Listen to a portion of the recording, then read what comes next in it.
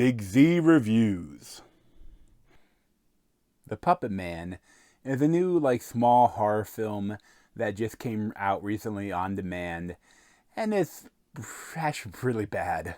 Enough of this will they, won't they bullshit. Seriously, Danny, this one's got major daddy issues. Haven't you heard what her daddy's done to her mom? I've been waiting for so long. I mean, what the Puppetman made her daddy do to her mom. It's not me! You told him? I thought that was between us. Michael, I'm sorry, I can't lose. So this was directed by Brandon Christensen, and it mainly stars Alison Gorska as Michael. And the whole idea is that, the cold opening is this guy, Zachary Levi, coming home and going to say hi to his wife, but he's all of a sudden he can't control himself, and he murders her. And then you go into the back and see locked up, there's this young little blonde girl. And then now you go 15 years in the future or whatever, something like that. And she's now a freshman or sophomore in college, and her dad is about to be put to death, in prison. And that's kind of the start of the film. But she's having she's sleepwalking, and her roommate has been keeping track of it, but not telling her about it. And then she has a group of friends that are kind of assholes to her, but that's the whole premise of the film, that she's realizing that there's maybe a demon possessing her, and that she can control people like they're puppets on a string. And I think that the worst part of this film is, the acting is not good, and the directing is mediocre.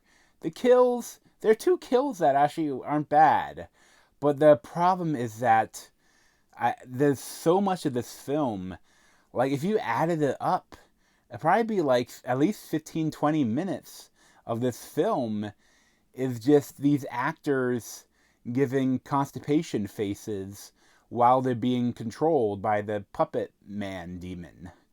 It's just so much of the film is just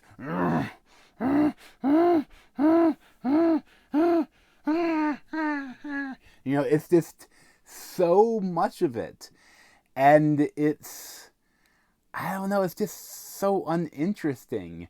That's the worst part. This movie is there's not even any attempts at scares, really. There's I think there may be 1 or 2 fake jump scares, but there really aren't any real scares other than it's just more it's supposed to be terrifying when these people can't control their bodies and they're killing themselves or killing other people or killing each other, and it's just not that interesting. I know that this looked like it was shot on a micro budget, so there's no computer graphics, except a couple times when there's one time when when Michael tries to kill herself to avoid her hurting anyone else, and the demon throws her back from the bridge, and that's the only time that that the demon is shows something that they can actually do that, have instead of just controlling people. And I feel a little bit of a CGI budget could have made the film more interesting, because so much of it is just them doing the constipation face. I think it would have been much more interesting if use the whole idea of the puppeteer, they're being puppeteered by some demonic power where they can't control their bodies. I think it'd be much more interesting instead of just going. It's if all of a sudden they moved like a puppet while they killed themselves, and just their eyes were the only thing that's moving, and then there's it's or something like that, and you could even do if you have a little bit of CGI, it doesn't even have to look that great, but if you had arms coming from the ceiling, that shadowy arms that look like they were puppeteering the people, I think it could have been much more interesting and kind of scary, and more like haunting than just having the minute-long scenes of constipation face. And I think it was kind of funny though that the one character, Cameron Wong, playing Glenn, like his whole character is that like he is apparently on steroids and he's hot and he wants to be a super NFL quarterback, but he's tiny. And that's the thing, like they keep calling him like there's multiple jokes about him being like on steroids, but he's really small. And I know there's the whole thing that like you'd be surprised how many people, like, and if you go to a gym, how many people are actually on steroids, but they don't look that great. It's because like to actually look really good with steroids, you have to have good genetics and you have to work out like crazy. And that, but like he looks good. He looks great. I think it's because he's super lean. Like he's like a single digit body fat.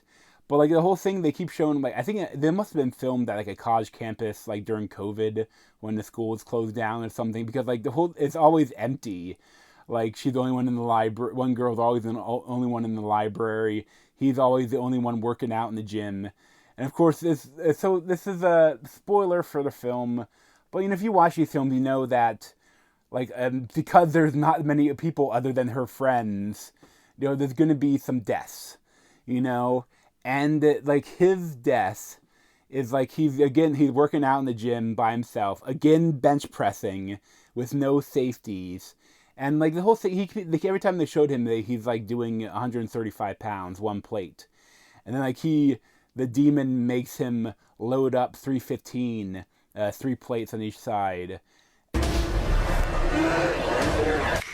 He unracks it, and the thing is. The actor couldn't bench press 315, and I think it doesn't show unless the demon is spotting him and gave him a lift off, which I guess he could have done, but you can't unrack 315 if you can't do 315.